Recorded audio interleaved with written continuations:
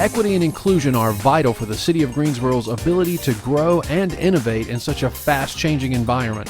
One Greensboro is a monthly show that highlights some of the ways the Office of Equity and Inclusion honors the observances listed on our Heritage Calendar and spotlights a City of Greensboro employee in a segment we call The One. These observances are an integral part of the National Equal Employment Opportunity and Civil Rights Program and encourage us to live as one people, one community, one Greensboro. Welcome to this month's episode of One Greensboro. During this month's episode, we will focus on Women's History Month. We are so thrilled this month to have 4 female leaders of Alpha Kappa Alpha Sorority Incorporated, Delta Sigma Theta Sorority Incorporated, Sigma Gamma Rho Sorority Incorporated, and Zeta Phi Beta Sorority Incorporated. That was a lot, but what they're going to bring today to talk about what Chucks and Pearls are, Stroll to the Polls was, it's going to be a lot. So stay tuned and get ready for these fantastic female leaders during our Women's History Month. And let's not forget, we also will have our episode of The One where we'll feature one of our own city employees. We are excited now to talk with our 4 leaders that we mentioned a bit earlier. What I'm going to do is give them just a few moments to introduce themselves and tell you a little bit about themselves. So, Crystal, if you could start us off and just tell us a little bit about who you are and what organization you represent. Okay, thank you so much, Maria. I am Crystal Boyce, and I am the proud president of the Beta Iota Omega chapter of Alpha Kappa Alpha Sorority Incorporated here in Greensboro, North Carolina. I work professionally at North Carolina Agricultural and Technical State University, where I serve as the director of alumni programs, and I have been a member of this illustrious organization for 9 years. Wonderful. Thank you. Welcome. Welcome. Thank you. Yes, Ms. Morgan. Greetings, everyone. I am Suzanne L Morgan, a retired educator with 36 years of teaching experience. I am on my 2nd term as president of the Greensboro Alumni Chapter of Delta Sigma Theta Sorority Incorporated.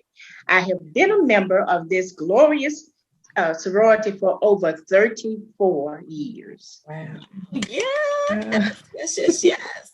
I love it. And Miss Tammy, Miss Pinchback. Hello, everyone. My name is Tammy Pinchback. I am an HR specialist for National On Demand Incorporated. I am the president of the Delta Sigma Sigma Greensboro Alumni Chapter, and I also serve as the area director for the state of North Carolina. I was inducted into this wonderful sisterhood at the Gamma Chapter at North Carolina A&T State University, spring 1992. Yay. Shout out there, a little shout out. Yes, thank you. And last but certainly not least, Miss Stubbs. Good evening, everyone. My name is Cynthia Stubbs, and I'm also a proud chapter president of the Beta Nu Zeta chapter of Zeta Phi Beta Sorority Incorporated. Professionally, I am a social worker here in the Guilford County area, and I have been a member of Zeta Phi Beta for 15 years, and I was inducted, just a shout out to Spartans, I was inducted in an Omega Nu chapter at the University of North Carolina at Greensboro. Wonderful. Yes, we have to shout those Spartans out. Yes, we do. I'm a Spaggy, Aggie first, but also a Spartan, so I'm a Spaggy. So yes. There we go. So my first question, ladies, and I will go straight to you, Ms. Morgan, if that is okay. Many people don't realize that your sororities have been in existence for either approaching 100 years or over 100 years. Could you tell us a little bit? You mentioned your sorority and, just talk to us about your sorority and also your chapter, if you don't mind. Oh, no problem. Thank you. Delta Sigma Theta Sorority Incorporated celebrated last month 108 years. On the campus of Howard University, we started out as Alpha Kappa Alpha in 1908.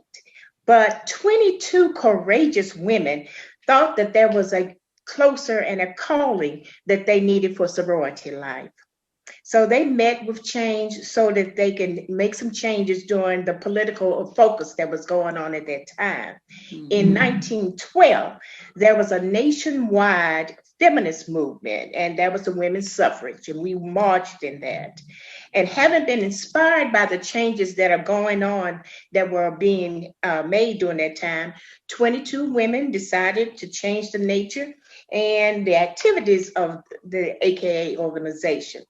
From that, the 22 women organized, orchestrated, secured a charter, got constitution and bylaws and rituals and everything that they needed, had a big discussion, and overwhelmingly 22 women started Delta Sigma Theta Sorority Incorporated. Thus, Alpha Kappa Alpha and Delta Sigma Theta Sorority became the beacon of lights for pathways to culture and knowledge and successful engagements for our African American young people. Now, we are an international organization of college-educated women committed to public service. Greensboro Alumni Chapter had a different start. At first, we were known as Beta Mu Sigma, and that was when our beginning started. And it started at the home of Dr. and Mrs. Warren Gibbs in 1941. When Sarah Gibbs decided, well, at that time, Mrs. Gibbs decided that she put in a request for a graduate chapter of the Delta Sigma Theta and for here in Greensboro. So in 1941, the papers were written up in Washington, D.C. And so in 1942, Beta Mu Sigma was established. There were 7 ladies, Saras, who requested this change. Then in 1960, our Eastern region decided to divide, and we became part of the South Atlantic region. And thus all the chapters in that region went by their regional names. So then Greensboro Alumni Chapter began existence. And from that 7, we have grown to be over 300 strong and in the community working and serving everyone. Yes, you are. See you all the time. Wonderful, wonderful, wonderful. So next, let's move on to Tammy. Tammy, would you like to tell us a little bit about your organization as well, too? Thank you so much. Sigma Gamma Rho Sorority Incorporated was founded November 12, 1922, on the campus of Butler University in Indianapolis, Indiana, by 7 young educators. What sets us apart, not just being set apart, but from the differences in our other Divine Nine sisters, is that we were founded on a predominantly white campus across the street from the national headquarters of the Ku Klux Klan. So during that time, obviously, there was tension as well as with all of us, but that kind of was something that these 7 educators found it necessary to have some unity and bond together during that time to stand out on the campus. The Greensboro Alumni Chapter, Delta Sigma Sigma, was founded April 24th, 1976. We are continuing to grow. We are known as a Ruby chapter in our organization, having over 22 members. We serve the greater Greensboro area, Guilford County area, providing services to youth as well as women all over the county and communities. Wow, thank you. Thank you. And I did not know about the Ku Klux Klan. That was something. Thank you for telling me that. I didn't know. Cynthia. Yes. So for us, for Zeta Phi Beta Sorority Incorporated, we were founded on January the 16th, 1920, on the campus also of Howard University in Washington, D.C. And we have 5 founders who we affectionately call our 5 pearls. Those ladies came together, and again, we were not the first, but we were definitely saw a need for change, along with what my other fellow Madam Presidents have said as well for their organizations. Our organization was definitely involved in a lot of things during the Harlem Renaissance, and also other movements that happened during the 1920s for our community in particular. And our founding principles are scholarship, service, sisterhood, and let's not forget finer womanhood. For the Beta Nu Zeta chapter, I am happy to say that we have celebrated our 75th anniversary. We were actually chartered in the city of Greensboro on November 24th, 1945. So that was very excellent to celebrate that. Even though we were in a pandemic, we did it very creatively to celebrate our diamond anniversary, a very big accomplishment for a chapter of 84 members currently in our chapter. So that was definitely a big celebration. And one of the unique things that we always like to talk about is that we actually have a sorority building in the city of Greensboro that we're very proud of, and always just love to invite everyone to come by and see our accomplishments of having a building in the city of Greensboro. That's great. That's great. Thank you. Thank you. And last but certainly not least, Crystal. Yes, thank you so much. So Alpha Kappa Alpha Sorority Incorporated was founded on January 15th, 1908 on the campus of Howard University in Washington, D.C. The leader, Ethel Hedgeman Lau, dreamed of creating a support network for women with like minds coming together for mutual uplift and uniting their talents and strengths for the benefit of others. In 1908, her vision crystallized as Alpha Kappa Alpha, the first Negro Greek letter sorority. 5 years later, on January 29, 1913, Nellie Quander led the incorporation of Alpha Kappa Alpha. She wanted to ensure the perpetuity of our organization, and that was incorporated in the District of Columbia. The Beta Iota Omega chapter has over 200 vibrant, creative, professional women filled with ambition to serve all mankind. We were chartered February 12, 1934, with 6 members: Belle Tobias Curtis, Blanche Taylor Grant, Zorphenia Wingfield Hall, Murnell Graves London, Constance Hill Martina, and Alma Powell White. The Beta Iota Omega chapter was the 7th graduate chapter established in North Carolina, the 59th chapter in the nation, and the first graduate chapter established in Greensboro. Wow. Hearing all of this, it just gives me so much joy just to know, one, the good work that not only nationally have your organizations been doing, but also locally. You all have been a beacon in this area for quite some time now. So I want to transition quickly and just ask you all to kind of comment briefly on, I know most recently there have been some things, and I received a lot of questions about chucks and pearls and strolling to the polls. That was one of the main reasons I wanted to bring the 4 of you all together to talk about some of the good work that you all have done over the last year with that. So if you could, and if you don't mind, Cynthia, if you could kind of just start us off with that one and kind of tell us a little bit about some of the work that you've actually done with strolling to the polls and or chucks and pearls.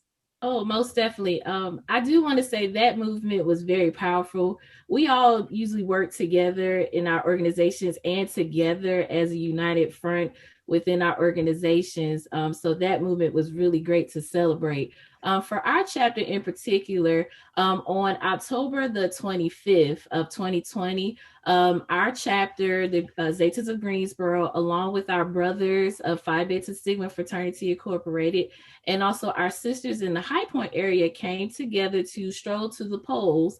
Also with our undergraduate sorors and our adult auxiliary group, which are the Zeta Mika of Greensboro, we all just came together and decided to stroll to the polls on that day to the Greensboro Coliseum and actually, chant and come together and really show the community that people of all different skin tones and backgrounds and religious backgrounds can come together and stroll to the polls and make that and stress the importance of going out to vote and making that difference. So that was really powerful for us to do. And we also came on social media for the Chucks and Pearls and represented with our lovely pearls and our lovely Chucks. Of course, they were blue and white for us. That's all right. It was a great movement for all of us to come together. Wonderful. That's all right. That's all right. Tammy, how about you all? Well, we, as my sister Cynthia said, we were very dedicated to this whole movement. First of all, starting before that, making sure that we got the importance of the census out and getting people to definitely do the census, because we knew how important that was as it relates to being counted, as it relates to redistricting, all of that. So educating our communities that just kind of throw that census aside, but realizing how important that is, Absolutely. as well as going out to the polls, making sure that people were registered, making sure that people were educated, offering different blurbs on our social media to give education tips, participating in webinars and panels.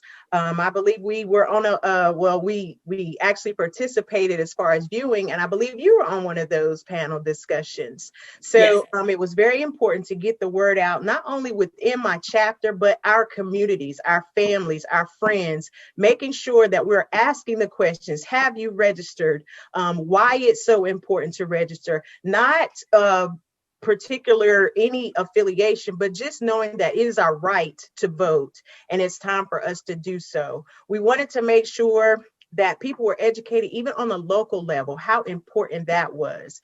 And two, with the Chucks and Pearls, we were excited about that. Our lovely D9 sister, Madam Vice President, we wanted to show our support. One of the main things that we did in Unity was realizing how important it was in the state of Georgia. So we did a major campaign with the other organizations there in that area with those chapters, just strolling in unity for the importance of voting. So we did a whole campaign on the Chucks and Pearls, doing all our chapters across the country, taking pictures and showing our support for that. So it wasn't any lines drawn. We were all on one accord celebrating the stroll to the polls and Chucks and Pearls. So wonderful, wonderful. Crystal, how about you? Yes, so I think there was power and unity with our Greek sisters, as stated before, coming together to unify. Alpha Kappa Alpha has been in the fight for equality and justice for women's rights prior to women earning the right to vote. We participated in the women's suffrage movement, and we are encouraged to engage politically, locally, and internationally. We've supported voter registration, education, and mobilization. Annually, we have AKA Days at the Capitol in North Carolina and Virginia in our Mid-Atlantic region. We promoted AKA's Lead, AKA's Learn, Empower, Advocate, and Decide campaign this year. Prior to the pandemic, pre-pandemic, we had a candidates forum in person, as well as a census car parade, and we did participate in a census call night virtually. And so our sorority also participated and joined with the National Bar Association to fight voter suppression. So we were heavily involved with educating and mobilizing in our local community, as well as all across the United States. Wow, wow. And Ms. Morgan, what about Delta Sigma Theta? Along with what Crystal and Tammy said, we did a little bit of everything, just like you did. Right. We initially had our forums. We did census. We went over on the campus of Delta High School and made sure that those who were at the voting age were able to vote. We made sure that they had done the census. We did our social media pledge, and we also were able to go to Delta Day prior to COVID coming, Delta Days at the nation's capital and Delta Days at the state capital. Mm-hmm. And we talked to our senators. And then with this forum, we were able to talk in the community so that everybody could see who was running, and you will have an opportunity to hear their voice. Now, recently, COVID-19 took our thunder for strolling to the polls. So what we did was to make sure that everybody in the community, some way or another, through social media, those who had voting age were registered and to get out that vote. Now, when we heard the list of first woman of color, first to be a member of a HBCU, first Asian descent, and recognized that she was a member of the Pan-Hellenic Council, Alpha Sorority, we celebrated. Yes, we wore our pearls and we wore our chucks. Of course, they were in red and white. And that's all right. For them. I love it. I love it. And see, I even backed off tonight. I said, I'm going to let the ladies wear their pearls because everybody knows I wear my pearls all the time. So jewelry, so you all can rock your pearls tonight. So thank you for wearing them. Thank you. What I'm going to do now is what we call a little lightning rod round. So what I want to do is I have 4 questions that I want to ask each of you. And I want each of you to respond, just your kind of gut feeling, and just respond briefly and just, let me know what your thoughts are. This is kind of the fun part about the interview. So get a little personal with some of the things. So let's see, who am I going to throw it out to first? I think I'm going to throw it out to Miss Tammy. You just I had a feeling. I know. I'm going to give you the first one. So what woman inspires you and why? I have to say my mother. My mother raised me by herself. She instilled in me to be independent, confident. And now that she has passed away, I reflect on being able to stand and be independent. And just the things that she taught me, to be a good person, to always assist people. Don't be a doormat, but just be an overall good person. So I have to say it's my mother. Wonderful. Thank you. Thank you for sharing. Let's go to Miss Morgan. Miss Morgan, what would you say is the importance of Greek letter organizations now in 2021? Now that we've done all the chucks and pearls, what is the importance of a Greek letter sorority, especially the 4 that are on this call? We're here as ideal groups of women who are involved in the community. We're involved to support one another. We have religious beliefs that are behind all of us, and we have public service. So with all of that in mind, we try to make sure that whatever we do in the African American community, that we hope that we can educate them and inspire them and give back to the community. Now, as far as Pan-Hellenic is concerned, that's what Pan does. Absolutely. It gives back to the community. It doesn't matter what your colors are, it's what the need is. And we are so grateful that all of us are on this call tonight. And we do that to help those in our communities. Wonderful. I feel a service project coming on when COVID's over. I feel it. I'm going to claim it tonight. Yes, so, that would be great. Okay. Crystal. Yes. About what do you believe is the biggest challenge for the generation of young women coming behind you? What do you think is the biggest challenge?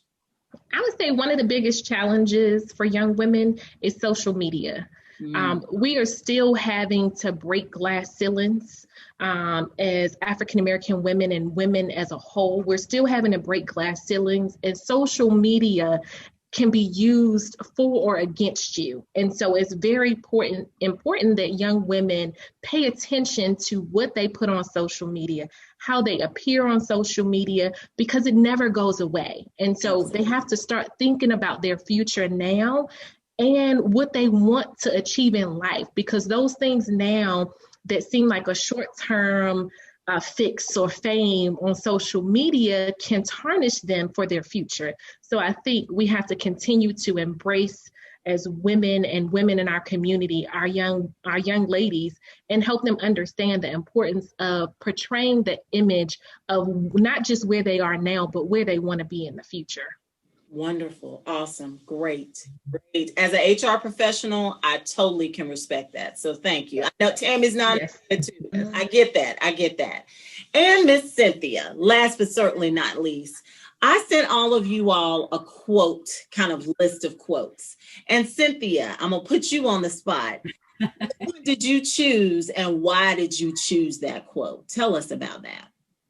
I must say that the list of quotes, it was so many. So it was hard for me personally to pick one quote. Right. So that was a tough one.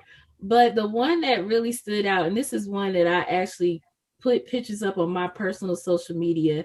The quote said, "She believed she could, so she did." Absolutely. So, and I just felt that just as a Black woman, a lot of times we're not in the brightest light of we could achieve something, or we are about something, or we're able to do something. And that, again, like my sister president said, the big thing about social media, when we're out there, that image of us as Black women is not the greatest, especially on social media.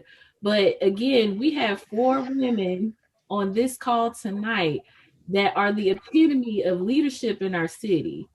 Absolutely. So we're strong, we're beautiful inside and out, we're confident. And even the days that we don't feel as confident, it's still okay. And we recognize that. So again, I just think to stress on that, every day I try to believe that I can accomplish so much in my life, and serving the community and serving in my role as the leader of my organization, and just being that mentor and that guidance and that role model for someone behind me. So I believe that I can do, once I put my mind to it, and once I get that confidence out and get everything out. That quote is so powerful. So if I believe that I can, I know that I can. Absolutely. That just inspired me so much. So that quote always, it just sets me into a whole nother, I am power, I am woman, hear me roar. Absolutely. For me. Because I am all about female power. And that was why I was so blessed to have the 4 of you all as strong chapter leaders, beacons in our community on this call. So thank you all so very much for participate. And again, we just look forward to working together in the very near future. So thank you all so much. Thank you. Thank you for having us. Thank you for having us.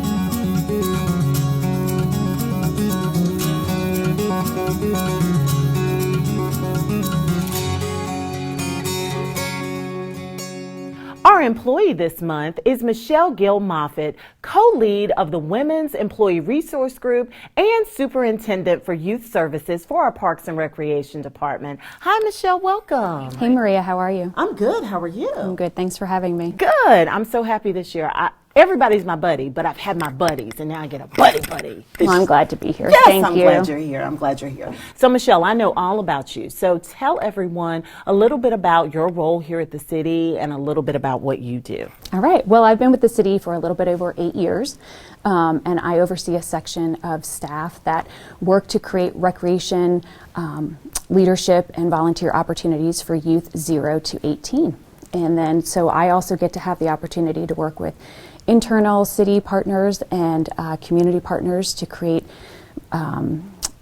recreational opportunities within the city, as well as be involved in community collaborations with other community partners. So I get to do some really cool things and work on initiatives across the city. Wonderful, wonderful. And you just became the ERG leader as well, too. And you're doing some cool things with that. I'm really excited about that. And we're excited to have you. Yes, yeah. yes.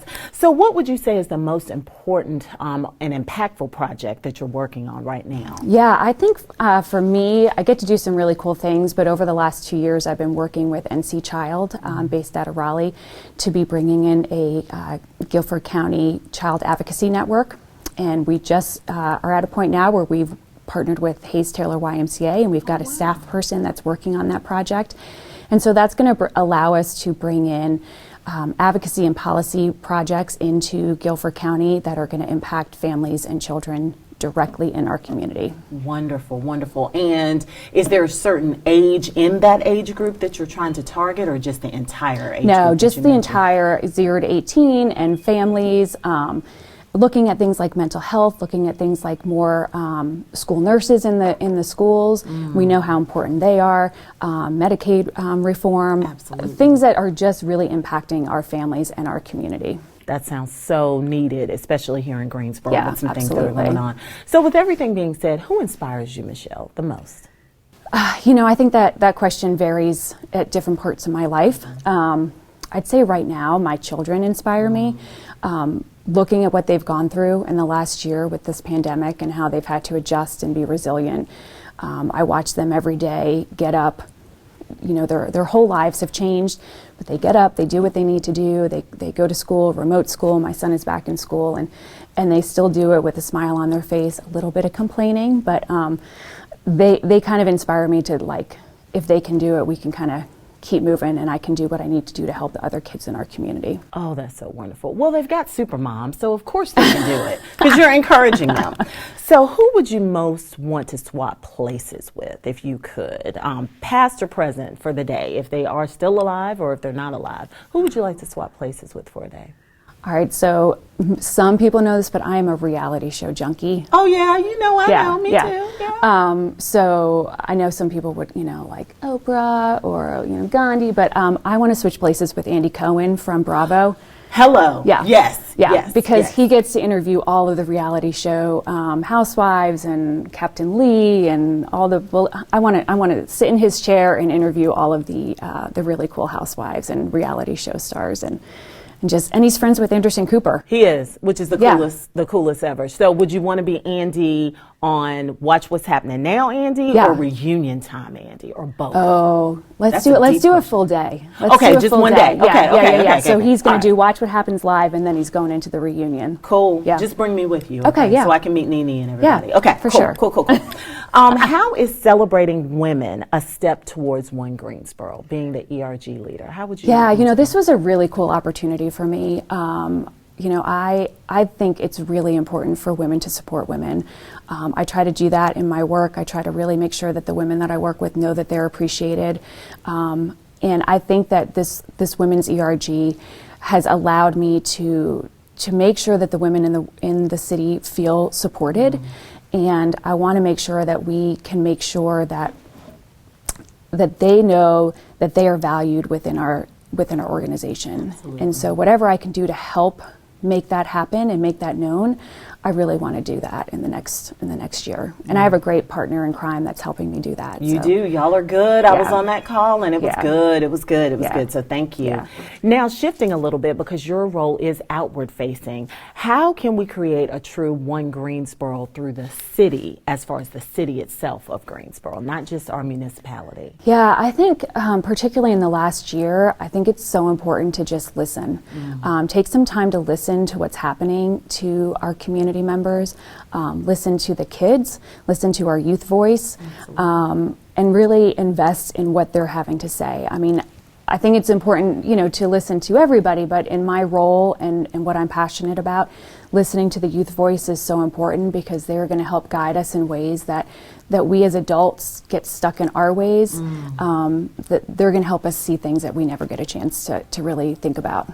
And that's so important, so important. And what you're doing is so important. If we don't look out for our youth and make sure they're on the right path, what will our future be? Yeah, so absolutely. I'm so inspired by Parks and Rec and all of our departments that are youth focused, because that's part of our hearts, our young people. So, and you and I have little ones, so we get it. Absolutely. So thank you so much, Michelle. Thanks, We Maria. appreciate it, and keep on doing what you're doing and working with us here at the City of Greensboro with the ERG and in your department. We appreciate it. I appreciate it. Thanks for having me. Thank you. All right.